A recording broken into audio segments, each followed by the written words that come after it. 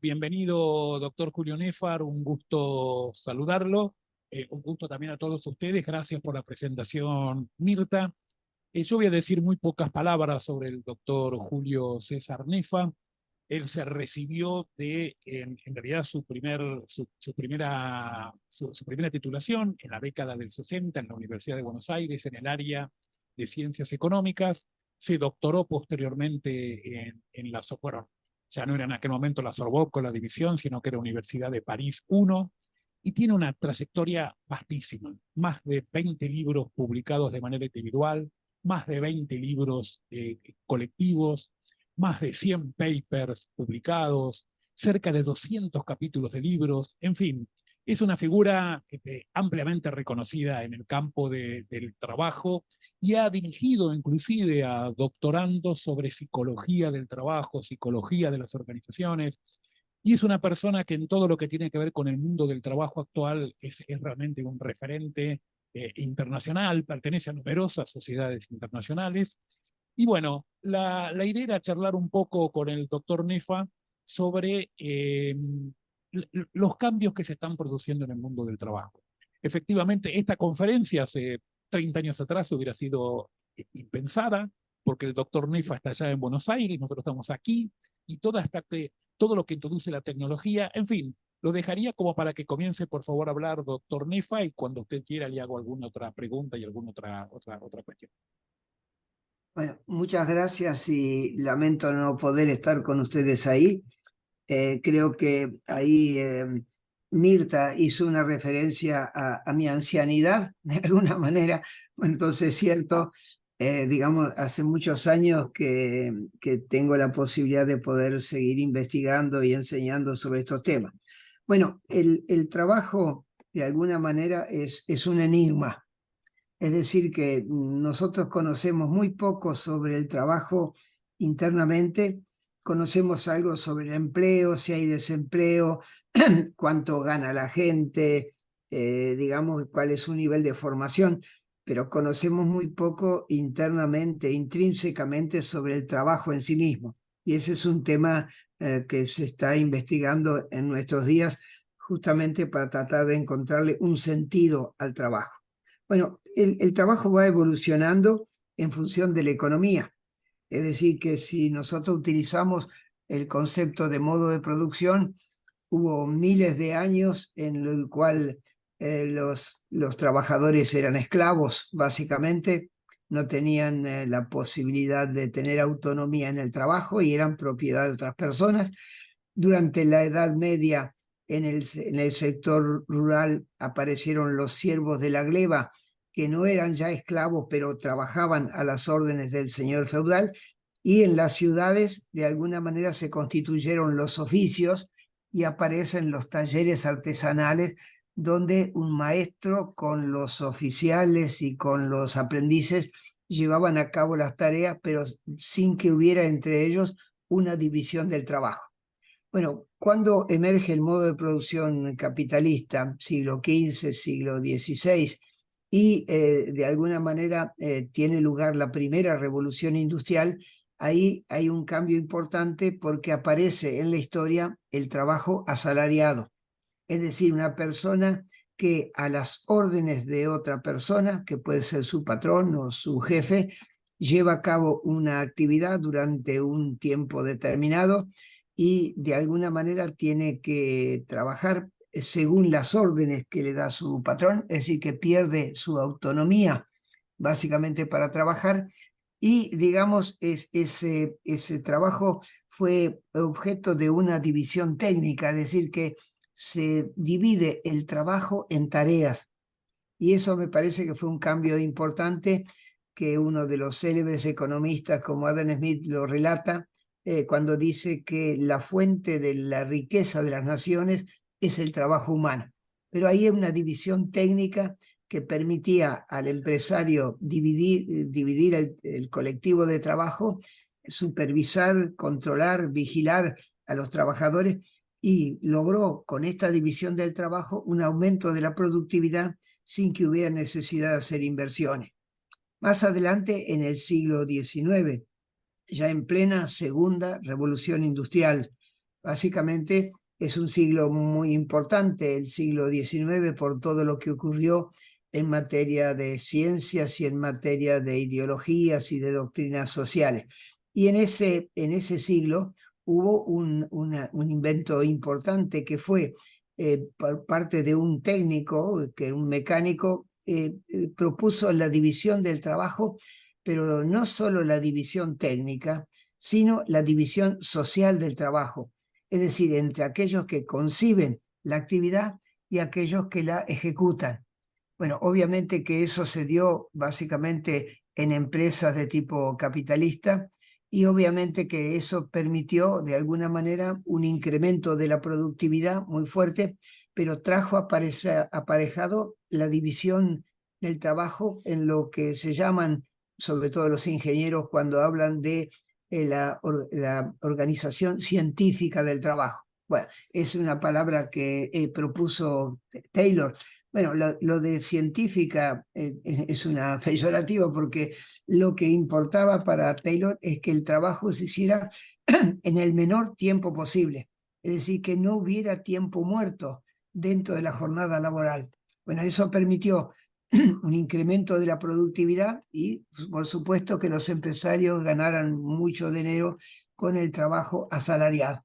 O ya en el siglo XX, otros cambios hacen que el trabajo se transforme, y es que además de la división social y de la división técnica del trabajo, el trabajo se empieza a utilizar en base a una cadena de montaje o a una banda transportadora, donde el trabajador debía quedarse fijo en su puesto y esta cadena de montaje le acercaba las piezas para colocar dentro de un producto o el producto al cual tenían que incorporarle una pieza. Y eso es lo que de alguna manera inmortalizó a Henry Ford cuando introduce la primera cadena de montaje en la industria automotriz a comienzos del siglo XX.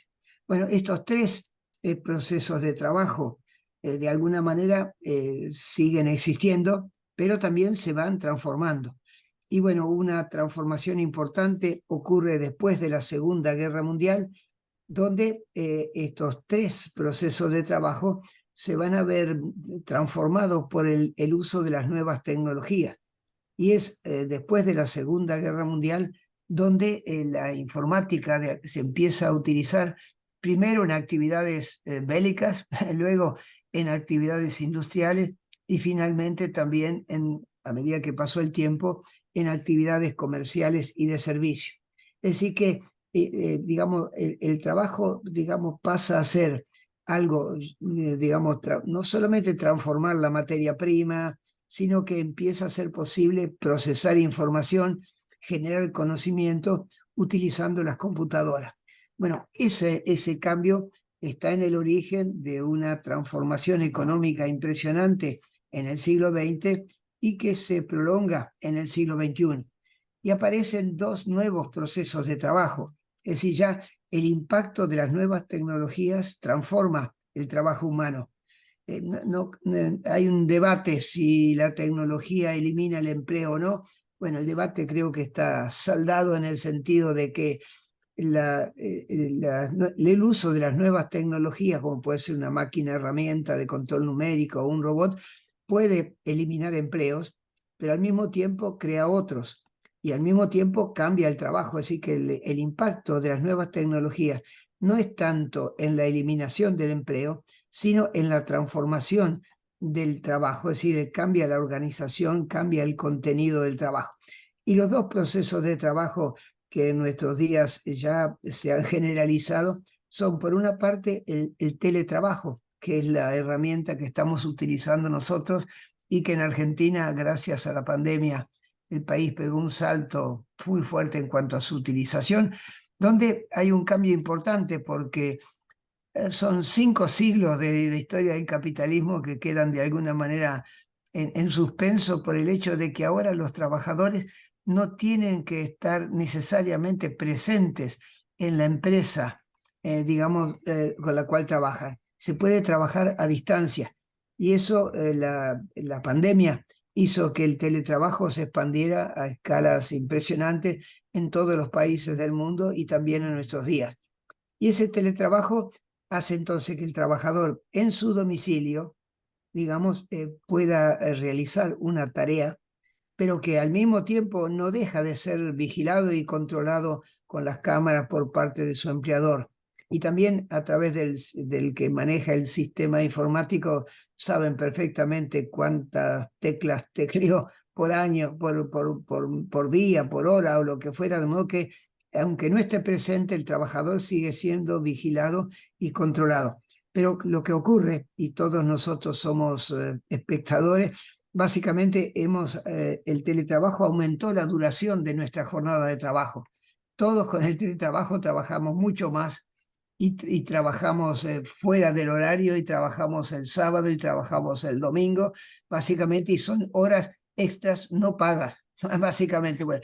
Y la otra cosa interesante es que con el teletrabajo el trabajador pone gratuitamente su domicilio al servicio de la empresa o de la organización, de alguna manera, cosa que en el periodo anterior hubiera sido imposible de pensar. Y bueno, el teletrabajo prolonga la duración de la jornada y da lugar a trastornos musculoesqueléticos, sobre todo por el tiempo que tenemos que permanecer ante la pantalla y no siempre tenemos una silla ergonómica. Y el otro cambio importante tiene que ver con lo que se ha dado a llamar el capitalismo cognitivo, y lo más evidente es lo que llamamos economías de plataforma. Es decir, que en el situación tradicional, un empleador y un trabajador, uno ofrecía su fuerza de trabajo y otro la demandaba, o en el comercio hay oferentes y hay demandantes. Bueno, con esta economía de plataforma, lo que está ocurriendo es que pareciera que no hay empresas, pareciera que Globo, que Rappi o todo eso no son empresas, o que Uber no es una empresa. Bueno, no, son empresas. El problema es que el acercamiento entre la oferta y la demanda se hace a través del ciberespacio, utilizando algoritmos. Y eso es otro cambio importante, es una transformación muy fuerte, porque prácticamente oferentes y demandantes se conectan a través del ciber, pero hay obviamente una empresa que es la que organiza todo eso y la que gana mucho dinero con esas transacciones. Ahora, el problema es que el Uber, de alguna manera, o se está hablando, no sé si ustedes escucharon, de un proceso de uberización de la sociedad. Es decir, la economía se está uberizando. Es decir, que la relación entre oferta y demanda se hace por medio de algoritmos, básicamente, y el trabajador se ve sometido a un cambio en la relación salarial.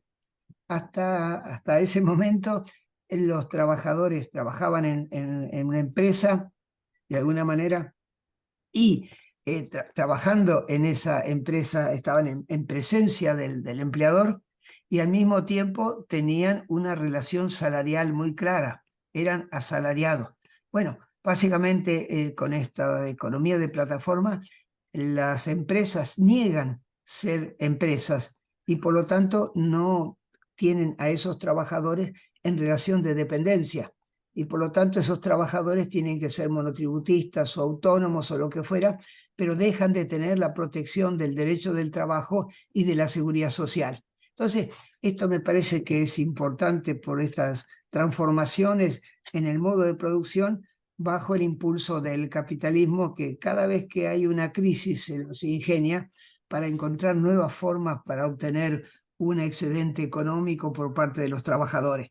Eso en líneas generales serían una visión muy sintética de los cambios que esto está ocurriendo, pero eso tiene repercusiones, obviamente, sobre el empleo, sobre las calificaciones profesionales, y seguramente algunos de ustedes están trabajando en la orientación vocacional de personas que se preparan para trabajar con el uso intenso de la informática, ya sea como teletrabajadores o también como trabajadores de la economía digital. Y termino esta introducción diciendo que lo que es importante es que en esta uberización de la sociedad digamos, se desdibuja la relación salarial. Pareciera que no hay asalariados. Y lo interesante es que cuando yo estaba estudiando este fenómeno en los repartidores, ¿no? Los que reparten pizzas o empanadas o lo que fuera, es interesante porque cuando nosotros tenemos un empleo, digamos, bueno, cuando teníamos un empleo presencial, empezábamos, desde el momento en que entrábamos a la empresa, ya estábamos ganando nuestro salario hasta el momento de la salida. Bueno, en el caso del Uber y en el caso de estos repartidores, eso no es así. Aparece una figura legal que es, digamos, en esta economía de plataforma, que es el trabajo intermitente. Es decir, que un repartidor puede estar 1 hora esperando que le den la pizza para repartir y ese tiempo no cobra, solamente va a cobrar cuando está ejecutando la tarea. Ustedes se dan cuenta lo que significa el ingenio del capitalismo de alguna manera para pagar solamente en el momento en que la persona está trabajando. Y eso me parece que es importante. En los países europeos hay mucha disputa, básicamente, por el uso de los algoritmos en el trabajo, que también se está utilizando eso incluso en materia de selección de personal. Es terrible eso que está ocurriendo porque se está seleccionando personal sin verlos, sin escucharlos, sin solamente tenerlo en la pantalla y mirando su currículum. Y mucha gente hace esa selección de personal utilizando la informática. Bueno, entonces ustedes dan cuenta que el cambio muy importante que están ocurriendo y que solamente son un anticipo de lo que se viene. Doctor Nefa, me gustaría hacer unas preguntas. Bueno, las primeras me gustaría, por mi interés por la historia de la orientación profesional y de psicología, hablar de los tres primeros procesos que usted mencionó, el del Taylorismo y el del Fordismo, porque ahí aparecen los primeros estudios directamente vinculados con la psicología. Usted lo conoce bien, todos los estudios de fatiga, primero corporal, después fatiga mental, etcétera. Ahora, de los últimos dos cambios de proceso que usted me mencionó, me gustaría preguntarle por dos específicos. Uno, usted habló del teletrabajo. Y efectivamente mencionó esto de que con el teletrabajo a veces trabajamos más y trabajamos fuera de hora. ¿Cómo piensa usted que va finalmente a reglamentarse el derecho a la desconexión en el teletrabajo? ¿Cómo cree que eso se va a estar reglamentando? Si cree que va a ser porque va a ser una pelea difícil, compleja. Y la segunda cuestión vinculada con este capitalismo de plataforma. Creo que a todos nosotros nos sorprende cuando uno antes escuchaba una empresa de transporte, una empresa de taxis que decía, me acuerdo una empresa de taxis de Nueva York que publicitaba que tenía, no me acuerdo el número, pero creo que eran 76.000 coches propios. Hoy Uber no tiene ningún coche propio, lo cual es muy llamativo. ¿Cómo cree usted que, y efectivamente, como usted dijo, eso genera relaciones laborales muy complejas? Porque no hay asalariados, no está el dueño. ¿Cómo cree usted que va a ir evolucionando esto en relación con problemas fundamentales humanos, que es el derecho al descanso, el trabajo, el descanso dominical, las vacaciones, etcétera? ¿Cómo piensa que va a ir evolucionando ese capitalismo de plataforma, como lo mencionó? Bueno, primero, con respecto al tema del teletrabajo, básicamente, bueno, se teletrabaja desde hace bastante tiempo, pero solo en los últimos años, y creo que en Argentina hace 3 o 4 años, que se adoptó una ley, de alguna manera, en la cual, digamos, se reconoce que es un trabajo asalariado y que, digamos, que el tema de la duración de la jornada toma en cuenta. En algunos países hay formas de controlar si el trabajador está haciendo horas extras para pagarlo o, o no, de alguna manera. Y desde el punto de vista de la legislación, depende mucho de la orientación socioeconómica y política de los gobiernos y del poder que tienen los sindicatos. Bueno, en la actualidad, yo diría que en todos los países europeos hay una legislación sobre el teletrabajo. No conozco lo que sucede en Estados Unidos, pero en América Latina, prácticamente siguiendo los impulsos de la OIT, se ha legislado y básicamente ahí está inscrito lo que usted mencionaba hace un rato, el derecho a la desconexión. El problema es que es un trabajo muy adictivo. El teletrabajo, todos los que trabajamos con la pantalla sabemos que terminamos siendo adictos, básicamente, de modo que por más que haya el derecho a la desconexión, son muy pocos aquellos que cuando se cumple el horario cierran la computadora y dejan de recibir los mensajes por correo. De modo que la legislación en Argentina es una legislación que dio lugar a mucho debate en la Cámara, pero que finalmente salió, pero me parece a mí que tiene todavía algunas imperfecciones que se irán seguramente mejorando con la experiencia. Esto con respecto al teletrabajo. Y con respecto a las economías de plataforma, eso es más reciente y hay algunas ciudades o algunos países que marchan más adelante y que han puesto de relieve que hay un trabajo, digamos, no en la relación de dependencia clásica del salario dentro de una empresa o lo que fuera, sino que hay una subordinación económica.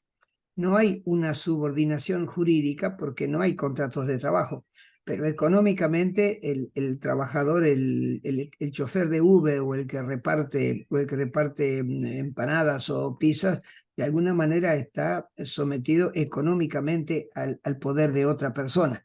De modo que progresivamente se ha ido incorporando el tema de la economía de plataforma a la protección del derecho del trabajo. Y en Argentina hubo algunos juicios que se han hecho incluso en la provincia de Buenos Aires, donde finalmente los jueces reconocieron que había un trabajo en relación de dependencia, pero que no era una dependencia jurídica porque no había contrato de trabajo, pero era una dependencia económica muy clara. De modo que la legislación va avanzando progresivamente, pero como decimos siempre, en el capitalismo lleva siempre la delantera. Es decir, que el capitalismo inventa esto y 2 décadas después se adopta una ley o los sindicatos se despiertan un poco sobre lo que está pasando. De modo que el capitalismo es un monstruo muy dinámico y siempre inventa cosas nuevas para lograr obtener siempre un excedente económico.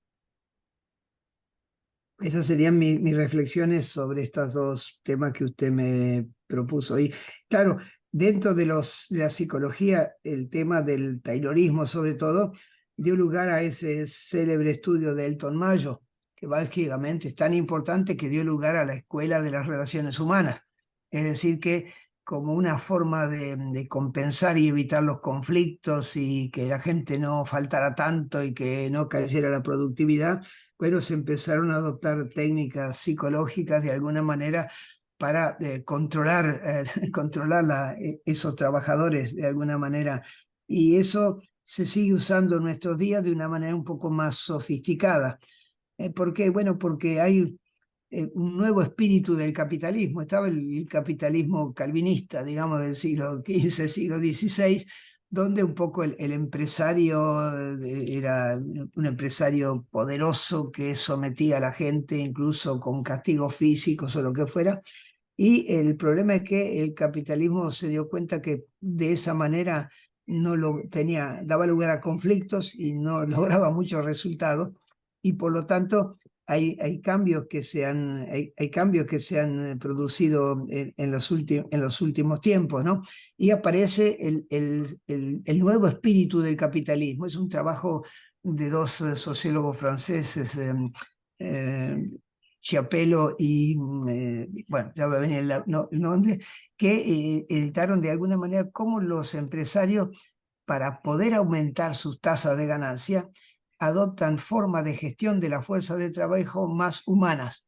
Es decir, que no es por un problema moral que tratan mejor a los trabajadores o le dan permisos o le ayudan en la formación profesional o lo tratan de una manera más amigable, que lo saludan todos los días, que les reconocen cuando hacen un trabajo, lo que fuera, sino que utilizando estas nuevas técnicas que los psicólogos manejan muy bien, lo que se busca es que el trabajador se involucre con el trabajo, porque si el trabajador no se involucra con el trabajo, bueno, la empresa no prospera, la productividad cae, la calidad cae. De modo que estos estudios de Elton Mayo fueron realmente muy importantes en su momento y que puede dar lugar a un uso de las técnicas psicológicas un poco perversas, ¿no? Doctor Nefat, muchas gracias por esta visión que usted nos ha dado. Tenemos todavía unos 15 minutos más porque se demoró la charla anterior. Me gustaría saber si alguna persona del público quisiera hacer alguna pregunta el doctor Nefa, alguna situación. Sí, Sebastián.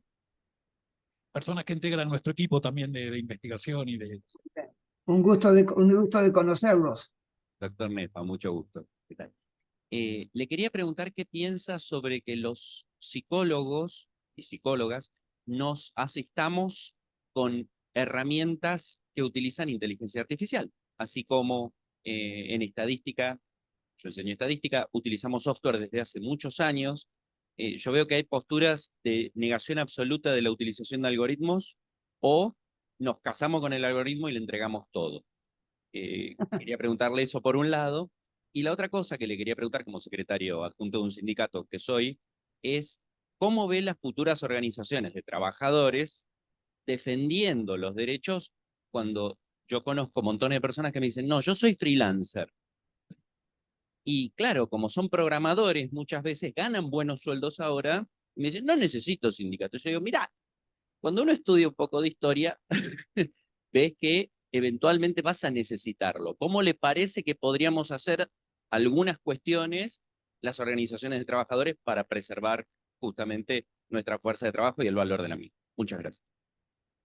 Bueno, no soy un especialista en inteligencia artificial. Soy bastante, sospecho bastante de los usos maléficos que se pueden hacer de esas disciplinas. De hecho, habrán visto ustedes que en muchos países, sobre todo en Europa, hasta la Unión Europea, está tratando de reglamentar eso, porque básicamente pasa a ser algo realmente incontrolable. Entonces, tratan de poner normas éticas para el uso de la inteligencia artificial. Eso me parece que es un debate muy grande. Por una parte está toda la maravilla que permite el uso de la inteligencia artificial, pero puede ser utilizada de una manera muy negativa. Básicamente piensen ustedes en cómo eso puede condicionar el comportamiento de las personas. Básicamente eso permitiría de alguna manera un desastre en materia de empleo o lo que fuera. Bueno, con respecto a lo que decía el profesor hace un rato, el tema de que, bueno, cada vez más vamos a ser manejados por algoritmos. El problema es si esos algoritmos vamos nosotros a poderlos controlar. Muchas veces, como mencionaba hace un rato, se usan esos algoritmos incluso en la selección de personal. Pero cuando uno hace atención, el algoritmo está programado. Entonces está programado que le piden el currículum, le piden la foto, le piden la cosa, y bueno, entonces primero tiene que ser varón o tiene que ser mujer, segundo tiene que ser blanco o tiene que ser cabecita negra, tercero tiene que ser alguien de buena presencia para el puesto que lo quiere. De modo que básicamente hay un algoritmo que determina eso en los procesos de selección de personal, y hay una racionalidad empresarial atrás de eso. Bueno, en el caso de los sindicatos, yo creo que los sindicatos, como decíamos hace un rato, reaccionan siempre con retraso respecto del cambio tecnológico y de los cambios del modo de producción. Es decir, que piensen ustedes que la revolución industrial comienza en el siglo XVI, XVII, y solamente a fines del siglo XIX aparecieron los primeros sindicatos. ¿Se dan cuenta los siglos de ventaja que tiene el capitalismo sobre los trabajadores? Como que eso hay que ser consciente. Bueno, en el caso de los sindicatos, yo creo que hay, por una parte, un temor muy grande con respecto al uso de las nuevas tecnologías. Piensan que va a desaparecer el empleo. Bueno, esa profecía del fin del trabajo ya no tiene muchos adeptos, pero el problema es que las innovaciones van a un ritmo que es muy superior a la capacidad de respuesta de los sindicatos. Entonces, digamos, frente al tema del cambio tecnológico, tienen una postura más bien negativa, de sospecha de qué es lo que puede ocurrir. Pero es obvio que hay cambios que van a ocurrir en todas las profesiones. Yo creo que en líneas generales y de manera global, el desempleo tecnológico no va a ser muy importante, pero lo que sí va a pasar es que van a cambiar las profesiones. Hay profesiones que van a desaparecer y hay otras que van a surgir. Y lo importante es, bueno, los jóvenes ya desde los 4 años o 3 o menos están jugando con el teléfono, de modo que cuando llegan a la escuela ya fueron socializados a las nuevas tecnologías, ni se les ocurre cuestionar el uso de las nuevas tecnologías. Pero el problema es que para los trabajadores que ya están en actividad, la introducción de las nuevas tecnologías, por lo general los empresarios no consultan a los trabajadores, no les previene. El trabajador se encuentra con la nueva máquina, el robot, la máquina herramienta de control numérico, y bueno, no todos están preparados para utilizarla. Entonces, el desafío en este momento es el problema de la reconversión profesional, es decir, cómo a las personas que ya están en la actividad, de qué manera darles herramientas, formarlos para que puedan usar las nuevas tecnologías, porque las nuevas tecnologías van a requerir nuevas calificaciones profesionales. Los jóvenes más rápidamente adquieren esas calificaciones, pero el problema son los trabajadores adultos, de alguna manera, que también pueden aprender el uso de las nuevas tecnologías. Bueno, hay psicólogos ahí que seguro que pueden aprender, pero eso lleva más tiempo. Y hay una ciencia que se llama la andragogía, ¿no? De cómo enseñar a aprender a los adultos, porque los más jóvenes de alguna manera aceptan enseguida. Hay que apretar tal tecla y la apretan, pero el que tiene varios años de antigüedad quisiera saber por qué si aprieto esta tecla pasa esta cosa.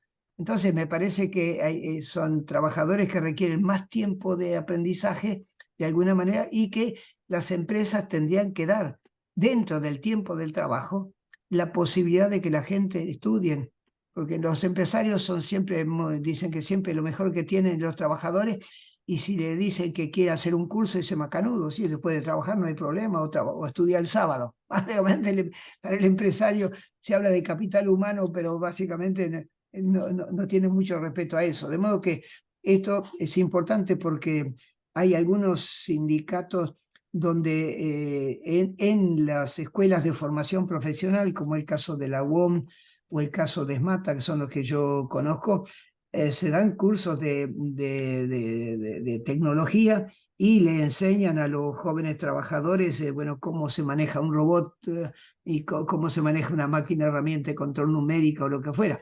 Pero, digamos, es todavía muy escaso el esfuerzo que hacen, y creo que hay una tarea muy grande donde el Estado está desafiado a esta nueva revolución industrial de alguna manera, y bueno, siempre se va con cierto retraso, pero eso está perjudicando a mucha gente, ¿no? Sí. ¿Alguien más? Sí, Patricio, otro colega también de nuestra universidad. Me muero de ganas de ir a San Luis para conversar con ustedes. Pero es siempre invitado y sería un verdadero gusto. Pues no, lo tenemos que programar nada más. Acá hay varias personas de las autoridades y ya seguramente lo empezamos a programar, con todo gusto. Bueno, ¿Cómo le va, doctor? un gusto. Igualmente. Yo le quería preguntar, en función de estas nuevas condiciones de trabajo y estos cambios en el contenido del trabajo, ¿cómo impactan, bueno, obviamente la incorporación de la tecnología, cómo impactan en la subjetividad de los trabajadores? ¿Y qué pasa, digamos, con estos nuevos factores de estudio que tienen que ver con los riesgos psicosociales, ¿no? Que al parecer están provocando nuevas patologías dentro del ámbito de laboral? Gracias. Bueno, muy bueno, es bueno que un psicólogo me recuerde el tema de la subjetividad.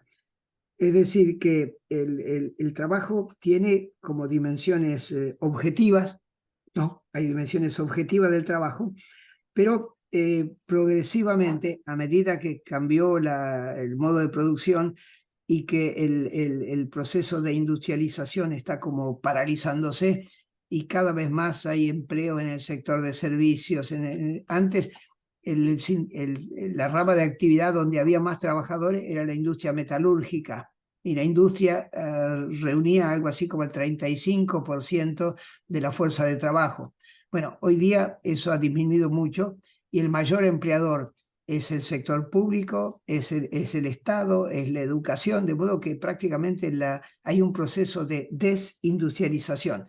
Bueno, a medida que el trabajo se va desindustrializando, se requieren más capacidades psíquicas y mentales del trabajador. El trabajo es cada vez más inmaterial, de alguna manera para decirlo así. El trabajo es cada vez más inmaterial y eso de alguna manera repercute obviamente en la subjetividad. Es decir, cuando usted mencionó estos riesgos, bueno, sobre estos riesgos psicosociales en el trabajo, bueno, estamos trabajando desde hace más o menos 10 años realizando estudios, investigaciones y elaborando un marco teórico sobre eso, y es un tema central, digamos que me da una gran amargura. ¿Por qué? Porque en todos los países europeos ya hay una norma sobre los riesgos psicosociales en el trabajo, ya así como hay sobre accidentes, sobre enfermedades profesionales, hay una norma. En América Latina ya existe una norma, en México, en Colombia, en Venezuela, en Chile. Y el otro día me enteré que hasta en Paraguay y en Bolivia se han dictado normas sobre el tema de los riesgos psicosociales en el trabajo. Y en Argentina la legislación no tiene una letra. Es decir, la ley de accidentes de trabajo es de la década de los años 20 del siglo pasado. La ley de riesgos del trabajo es una ley de la dictadura. Fue en el año 72 que se adoptó la ley de riesgos del trabajo y no se modificó nunca. Y cuando se crearon las ART, de alguna manera para crear un mercado para las empresas aseguradoras, básicamente las ART básicamente no se ocupan de los riesgos psicosociales en el trabajo. No hay ninguna enfermedad provocada por los riesgos psicosociales en el trabajo que sea cubierta o por la legislación del trabajo o por las ART. Entonces, esto es para decirle el atraso en el cual, un atraso más, en el cual nos sentimos los argentinos, que no tiene ninguna explicación que otros países de la región en el siglo XX adoptaron esa legislación y nosotros todavía no tengamos nada. Bueno, el problema es que estos riesgos psicosociales en el trabajo, de alguna manera es un campo nuevo y apasionante para la discusión, pero requiere un esfuerzo pluridisciplinario. Bueno, nosotros los estudios que hacemos recurrimos obviamente a psicólogos, también a ergónomos, a economistas, a juristas, a médicos del trabajo, porque bueno, el trabajo es tan complejo que desde una sola disciplina no terminamos de entenderlo.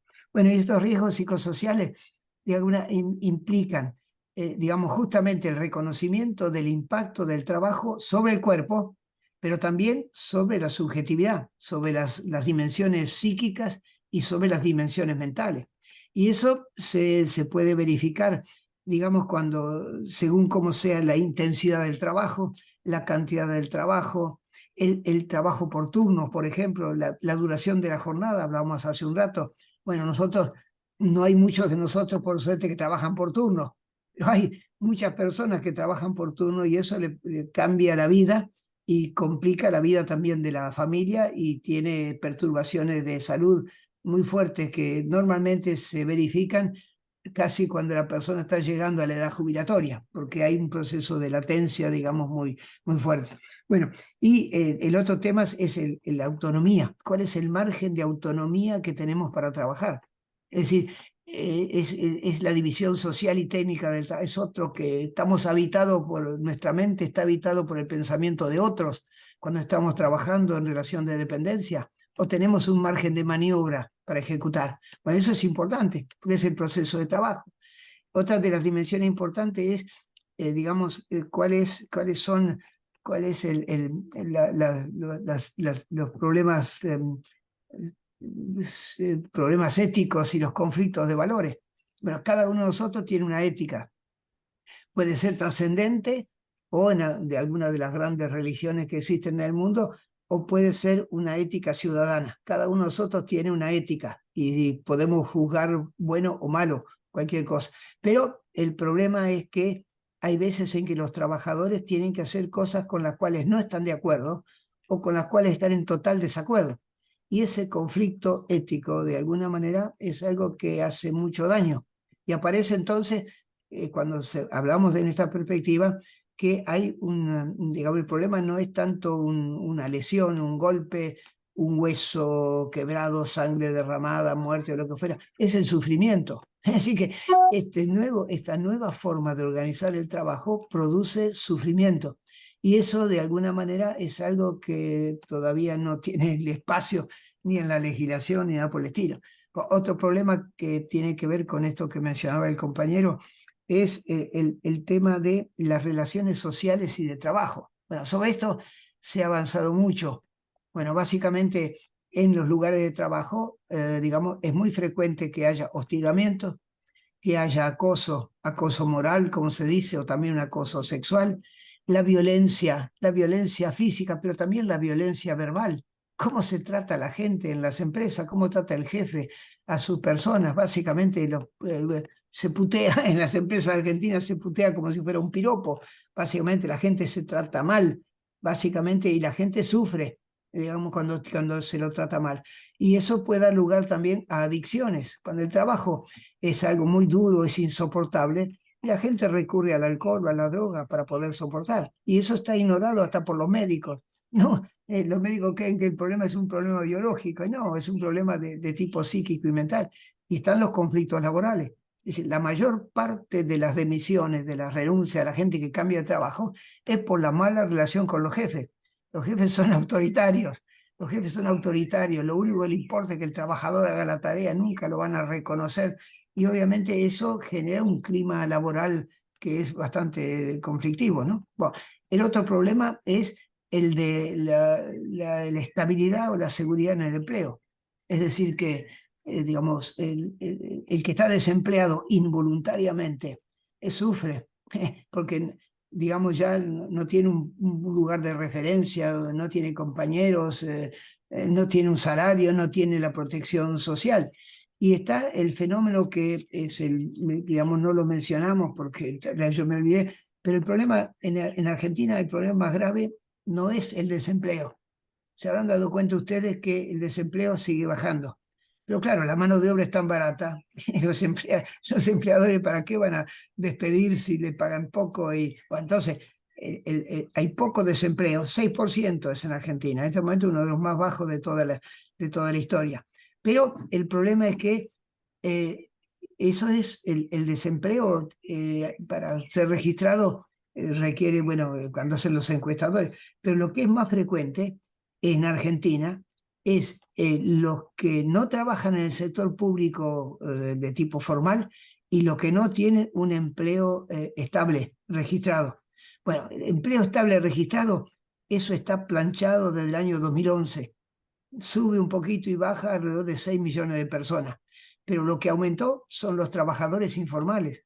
Es el 27% de la población económicamente activa es informal, es decir, son 4,5 millones de personas.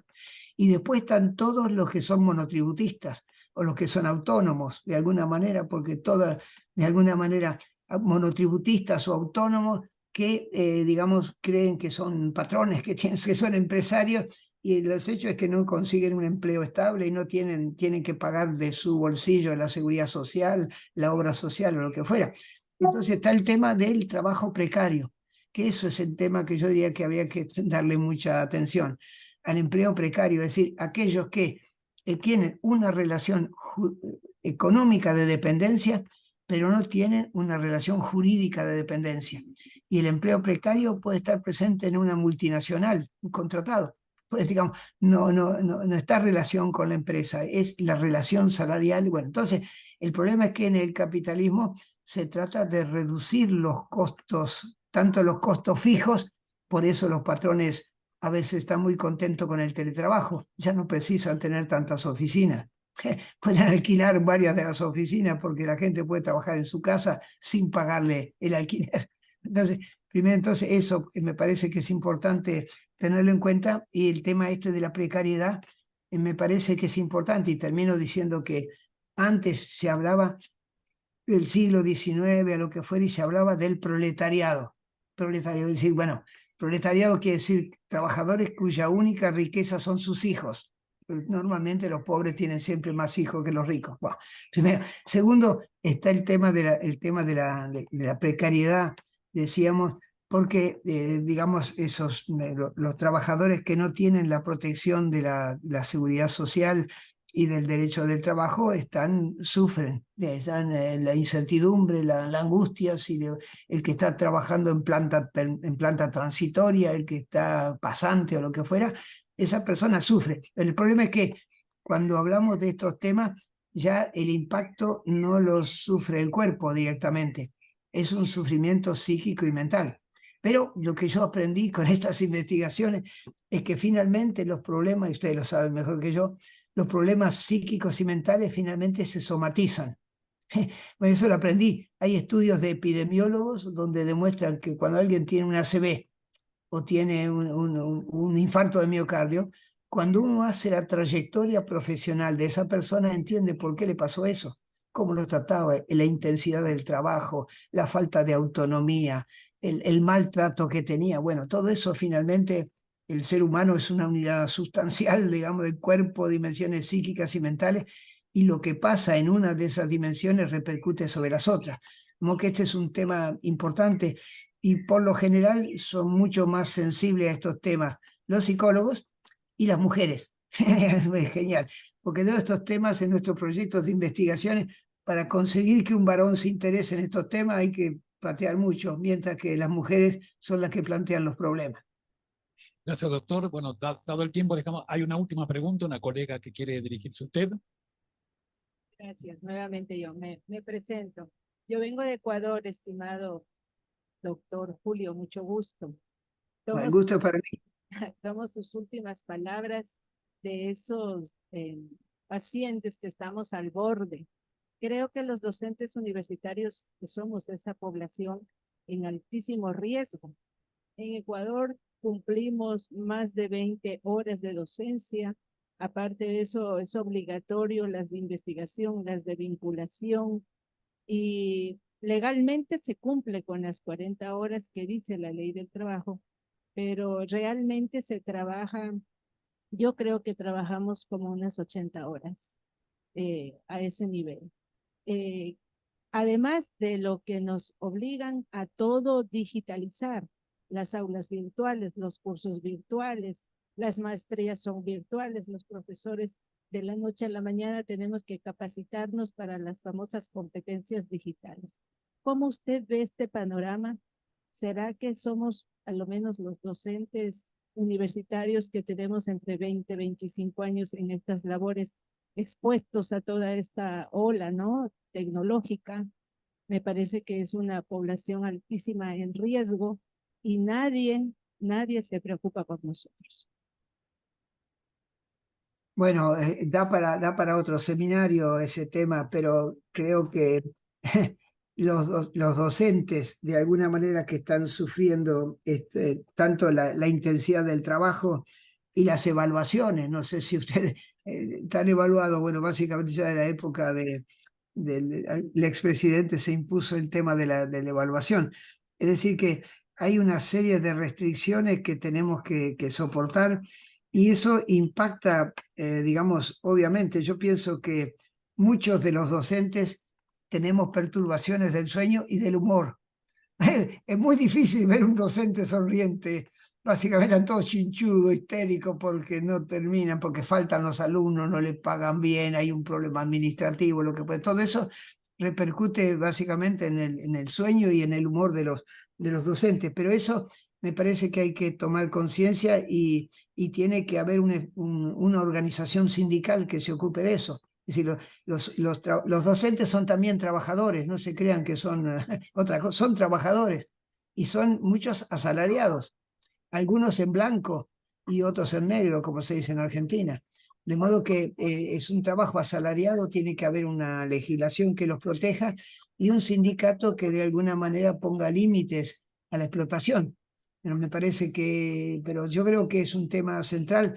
Bueno, no, en Argentina los sindicatos universitarios han comenzado a estudiar los problemas. Empieza a haber cursos sobre condiciones y medio ambiente de trabajo, riesgos psicosociales. Hay varias universidades en Argentina donde el tema se está investigando, como la Universidad del Nordeste o la Universidad de Moreno, donde yo estoy dando clase, en la Universidad Jaureche, ahí el tema de los riesgos psicosociales tiene un espacio y muchos de los docentes de alguna manera se apropian de esos conocimientos porque quieren dejar de sufrir en estas condiciones, ¿no? Así que creo que el otro día un colega ecuatoriano me dijo que había una norma sobre riesgos psicosociales del trabajo en Ecuador. De modo que trate de averiguar cuál es de alguna manera para ver de qué manera la pueden utilizar ustedes. Bueno, doctor Julio Nefa, en nombre del V Congreso Iberoamericano de Orientación, en nombre de la Facultad de Psicología de la Universidad Nacional de San Luis y todas las instituciones que participan, queremos agradecerle, felicitarle. Acá le brindamos un aplauso que creemos que todavía sigue.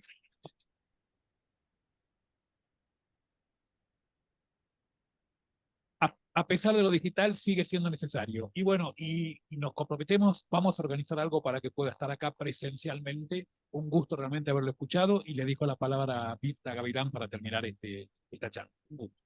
Hola, Julio. ¿Cómo te va? Vos, es decir, hoy me estaba acordando, hoy hace 23 años, sí, 20 años del primer CIO que hicimos en la Facultad de Humanidades de la Universidad Nacional de La Plata. En todos los encuentros siempre lo hemos tenido presencial. Es más, en Córdoba, en el 2018, lo llevamos en forma presencial. Para la situación económica en la cual estamos en este momento, hace imposible esas posibilidades. Bueno, muchas gracias, Julio, y bueno, hasta la próxima, ya nos veremos. Bueno, yo creo, bueno, la felicito a Mirta por el trabajo incansable que está haciendo desde hace tanto, no digo desde no sé cuánto tiempo, pero desde hace mucho tiempo. Y creo que el tema que se abordó y que nos propuso para discutir el profesor Klappenbach, poco a poco va a ir tomando más fuerza y más espacio dentro del estudio de aquellos que hacen orientación vocacional. Me parece que, digamos, lo que hacen orientación vocacional, tenemos que explicarle todas las transformaciones que va a tener el trabajo y qué nuevas exigencias van a tener las personas para encontrar un trabajo. De modo que el tema es siempre... Bueno, entonces, muchas gracias a todos. Fue un gusto verlo de vuelta al profesor Klappenbach.